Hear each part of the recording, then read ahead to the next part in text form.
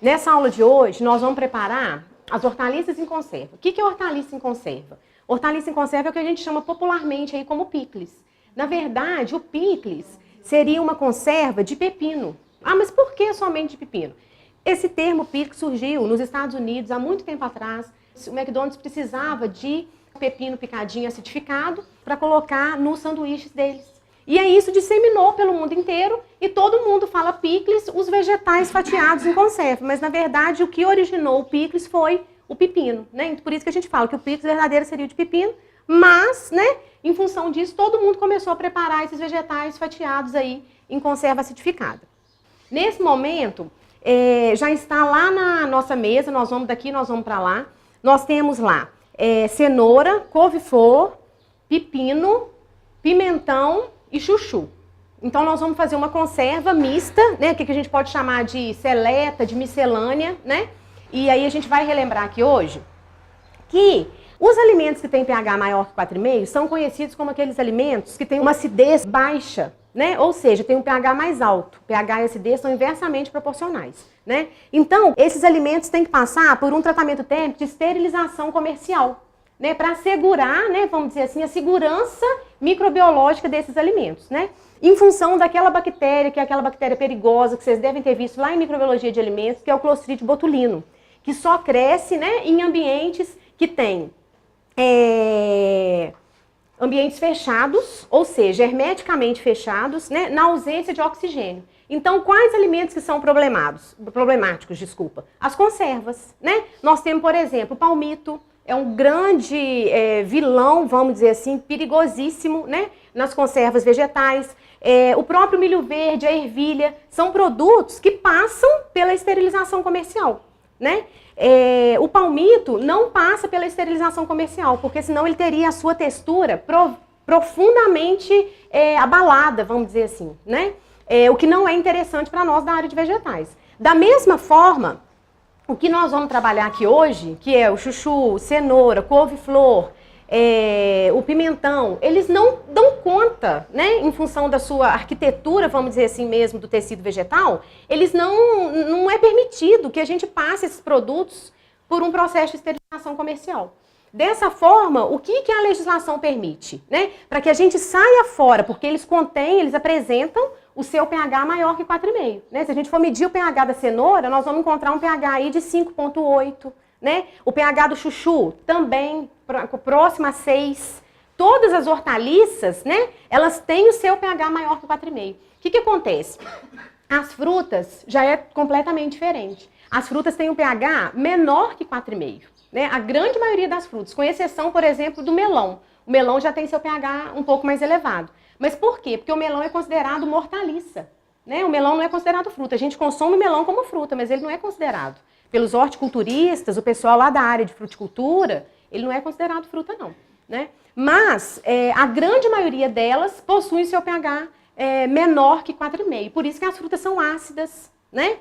Os ácidos orgânicos estão muitas vezes na forma livre, né? Já nas hortaliças, não. Os ácidos orgânicos muitas vezes estão complexados, combinados com sais. E isso faz com que o pH das hortaliças se eleve, seja mais elevado, né? Seja maior do que o das frutas. Por isso, então, que a gente precisa passar, né, essas hortaliças, esses produtos comestíveis aí que são preparados com as hortaliças, pelo processo térmico aí de esterilização comercial. Porém, é o que eu acabei de falar com vocês. Se a gente passasse esses vegetais num processo de esterilização comercial, num tratamento térmico de esterilização comercial, eles teriam a sua textura profundamente abalada. Então, nós não podemos fazer isso, né? O sabor deles, né, a gente ia afetar muito, né?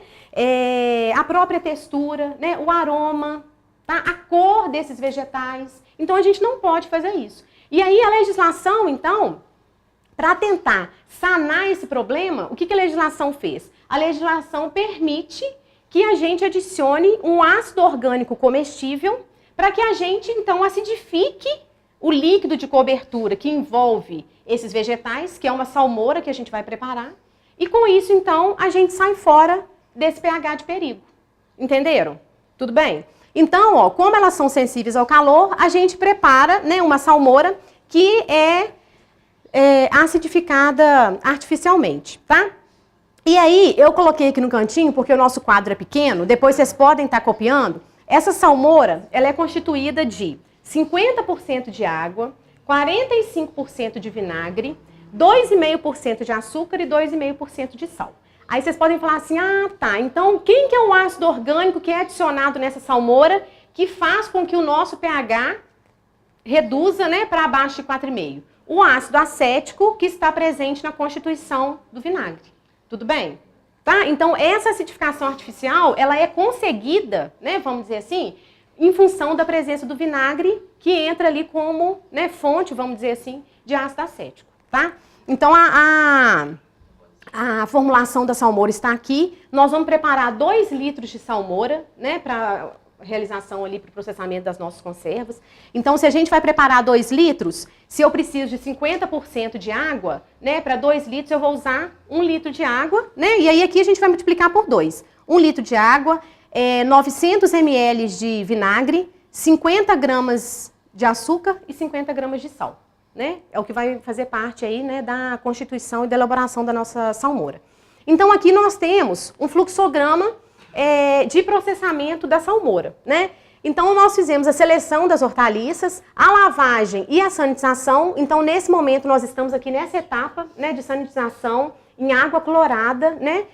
A Ximene, cadê a Ximene? A Ximene, depois eu vou apresentá-la para vocês. A Ximene é aluna nossa do mestrado. Ela é minha orientada e vai acompanhar a gente nessa aula. Então, a Ximene já preparou a solução clorada. É uma solução que tem 100 miligramas por litro de cloro, tá? Então, nesse momento, os vegetais estão na etapa de sanitização. Qual que é a função da etapa de sanitização? Eliminar toda aquela microbiota que está presente nos vegetais, né? Para torná-los o quê? Mais seguros ainda, né? Então, eles estão sendo sanitizados. Assim, então, que a gente voltar, né, se direcionar para a mesa, nós vamos tirar esses vegetais da etapa de sanitização, da solução clorada, e vamos para a etapa de descascamento e corte. Claro que nós vamos descascar aqueles vegetais que necessitem ser descascados. Então, por exemplo, descasca o couve-flor? Não descascamos, né? Chuchu nós vamos descascar. Pimentão? Também não. Tudo bem? Então, a gente tem que adequar a etapa, né, àqueles vegetais que necessitam passar pelo descascamento. Então, feito o descascamento, nós vamos realizar o corte. E aí, o corte, é importante que a gente use a criatividade. Quando a gente vai comprar uma conserva vegetal, né, a gente que é consumidor, a gente sabe disso. A gente compra como? Com os olhos. Né? Eu não vou comprar uma conserva feia, de jeito nenhum, estou pagando por isso. Não é? Então eu vou fazer uma seleção. Eu vejo uma que está boa, ah, essa aqui tem mais vegetais, essa está mais variada. Ah, não, mas eu quero uma só com vegetal. Né? Então nós vamos escolher. Então, nesse momento, como a gente vai preparar, é importante que a gente use isso. Então, como que eu posso fatiar? Como que eu posso cortar? Eu posso cortar a cenoura em rodelas, em fatia. Eu posso cortar em palito, né? Da mesma forma, os outros vegetais também. E aí a gente vai ver que é muito importante o tamanho do corte, né? Por quê? Eu não posso cortar, por exemplo, o chuchu em cubos ou em tamanhos de corte muito pequenos, porque o chuchu, ele cozinha muito rápido. Então, se a gente cortar ele muito pequeno, né? Na hora do tratamento térmico, lá na frente da pasteurização, ele vai ficar muito mole, vai desmanchar, exatamente. Né? Então, tudo isso a gente tem que ter bom senso e levar isso em consideração. Feito então, né, gente, o corte, nós vamos para a etapa de branqueamento. Essa etapa de branqueamento, vocês vão ver lá na videoaula teórica, ela é muito importante porque o branqueamento visa a inativação das enzimas, né, a inativação enzimática. E, além disso, o branqueamento ele promove a fixação da cor, então os vegetais ficam mais coloridos, com uma cor mais bonita, né? Promovem também um amolecimento do tecido vegetal. E isso é importante, por quê? Porque depois do branqueamento, nós vamos para a etapa de arrumação na embalagem. Então, como o branqueamento, ele, como que eu posso dizer? Ele amacia, não vou falar que ele amolece não, mas ele amacia, entre aspas, o tecido vegetal. Na hora que a gente faz a arrumação na embalagem, esses vegetais ficam melhor encaixados. E aí, quando eu falo arrumação na embalagem, vocês entendam a arrumação no frasco de vidro, tá? Aí faz o branqueamento com a temperatura de 80 a 100 graus, no mínimo 80. Por isso que eu pus o 80 aqui, tá? Então, a gente vai medir com o termômetro, chegou em 80, nós vamos começar a fazer a imersão dos vegetais. Esse branqueamento, gente, para cada vegetal a gente tem um tempo. Então, por exemplo, para cenoura, couve-flor e chuchu, são 3 minutos. Pimentão, meio minuto e o pepino, 2 minutos, tá? Fez o branqueamento, a gente faz o resfriamento, né? Que é simplesmente jogar uma água à temperatura ambiente ou uma água gelada em cima desses vegetais. Por que que é importante fazer o resfriamento? Porque se a gente não fizer o resfriamento, a gente não vai interromper o aquecimento, né? O branqueamento, ele é em água quase fervente, né? Acima de 80. Então, o vegetal sai do branqueamento saindo fumaça. E ele vai continuar cozinhando, vai continuar quente. Então, o resfriamento é para a gente paralisar o aquecimento. Feito, então, o resfriamento, nós vamos para a etapa de arrumação na embalagem, que é o que eu comentei com vocês, né? A gente vai dispor, né? Vai arrumar esses vegetais, né? De forma bem organizada, bem atrativa, né? Nunca deixar uma couve-flor com o florete voltada para o centro da embalagem, sim para fora, para quem está vendo o frasco, ver o floretinho da couve-flor, né? E assim por diante para os outros vegetais também. Feita, então, a arrumação na embalagem, nós vamos para a adição da salmoura acidificada, né? Essa salmoura acidificada, ela é conhecida como líquido de cobertura. Então, toda vez que vocês verem líquido de cobertura, vocês podem saber que a gente está falando da salmoura acidificada, né? Líquido de cobertura por quê? Porque é o líquido que vai cobrir os vegetais, né?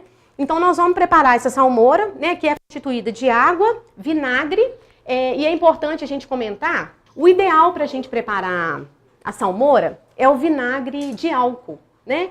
Principalmente aquele vinagre mais clarinho, né? Porque a gente tem o vinagre de álcool colorido e um branquinho, né? Só para vocês verem, tá vendo? Então, assim, eu não posso usar esse? Não, você pode usar, não tem problema. Só que a sua salmoura vai ficar um pouquinho amarelada, né? Não teria problema. Mas, pra gente preparar uma salmoura clarinha, o legal é a gente usar esse aqui, né? E sempre lembrar o quê? Vinagre de álcool, tudo bem? Nós vamos esperar essa salmoura aquecer um pouco. Então, quando ela chegar acima de 70, quase 80 graus, nós vamos desligar o fogo, né? E aí, o que é importante? É importante que as hortaliças, né, que esses vegetais já estejam prontinhos no frasco de vidro. Acabou, preparamos a salmoura está quente, nós vamos fazer a adição dela no frasco de vidro. A gente nunca deve adicionar a salmoura fria dentro do frasco de vidro, tá? Então, a gente faz a adição da salmoura acidificada, depois nós vamos fazer a exaustão. O que é a exaustão? Né? É outra etapa muito importante para nós. A exaustão, gente, é a retirada do ar, das bolhas de ar que vão estar presentes na embalagem, né? Na indústria, a gente tem exaustores, né? Equipamentos mesmo que realizam esse processo. Aqui a gente não tem. Então, nós vamos fazer igual o pessoal da Embrapa faz, né? Realizando a exaustão com o auxílio de uma faca, né? Ou pode ser uma espátula, um garfo, qualquer coisa, né? Com o auxílio de um utensílio, para a gente retirar as bolhas de ar. Ah, mas retira, Eliane? Retira. Vocês vão ver que a gente consegue retirar, tá? Por que eu não posso deixar de fazer a exaustão? Né? Vocês poderiam falar, mas e aí? Qual que é o problema? Por que tem que fazer essa exaustão? Não poderia pular essa etapa? A gente não pode pular. Por que a gente não pode pular? Porque depois da exaustão, a gente faz o fechamento do frasco de vidro. E depois nós vamos para o tratamento térmico, que é uma pasteurização em banho-maria.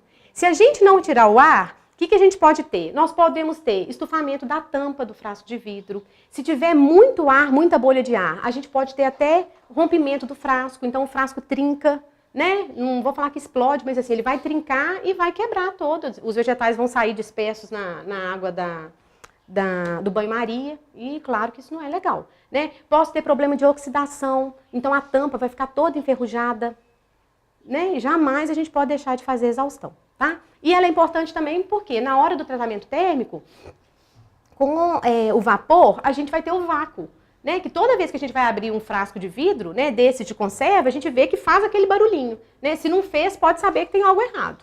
Vamos então para o tratamento térmico, né? Lembra que a gente falou que seria o ideal o quê? Esterilização comercial. Como a gente acidificou, saímos fora do perigo do 4,5, então nós podemos, segundo a legislação, realizar uma pasteurização em banho-maria, tá? Por que eu posso fazer essa pasteurização em banho-maria? Porque o meu pH já está tranquilo, né? Só para vocês terem noção, o pH dessa salmoura nossa, ele é em torno de 3. Aí vocês poderiam falar, mas não, tem que ser menor que 4,5. Por que você não prepara com 3,5 ou 4? Porque ao longo do tempo, os vegetais eles vão entrando em equilíbrio com a salmoura. Então o pH dessa salmoura modifica, né? Daqui 6 meses, o pH dela não vai ser 3 mais. Né? Então a gente tem que assegurar uma margem, né? Uma margem de segurança para que esse pH se altere, mas ele não vai alterar a ponto de chegar a 4,5. Vários alunos às vezes procuram, porque eu tenho um parente, professora, minha mãe faz conserva, mas ela não acidifica com vinagre, ela só põe sal e açúcar. Pode? Não pode. né? Por quê? Com o sal e açúcar são conservantes, a gente sabe disso, muito antigos e eficientes, né?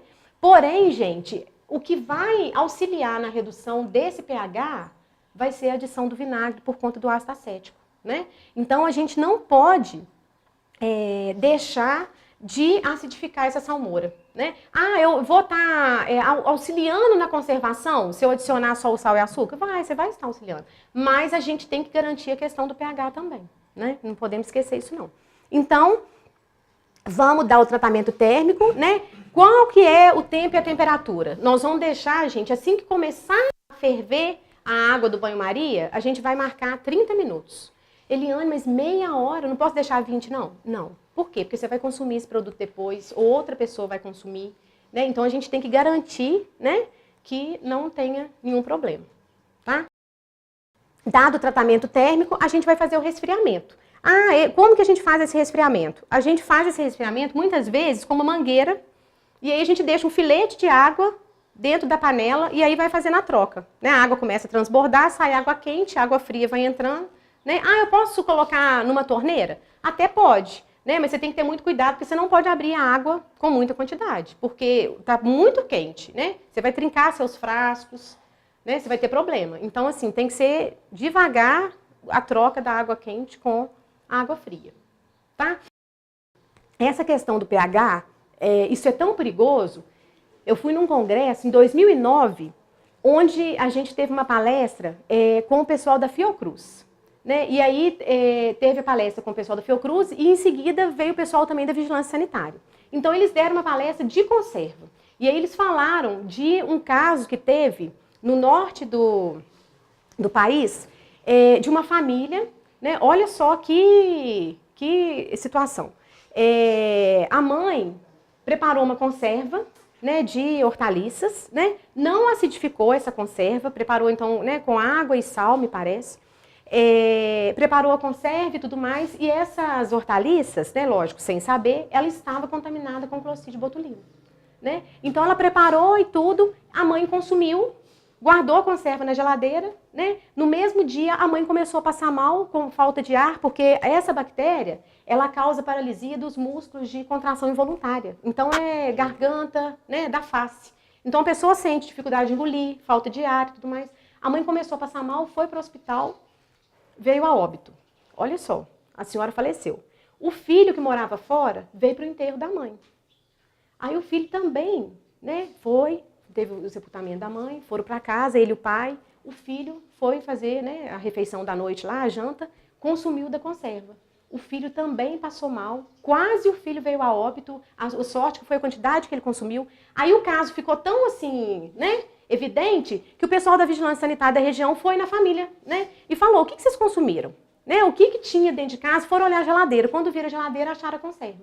Foram fazer a análise da conserva e detectaram a presença do Clostridium botulinum. Entendeu? Então, assim, isso é sério, né? A gente tem que acidificar, a gente tem que seguir, né, essas etapas aqui direitinho, porque é um produto, né, que merece aí atenção. Tudo bem? Ok? Vamos para lá então, para a gente preparar?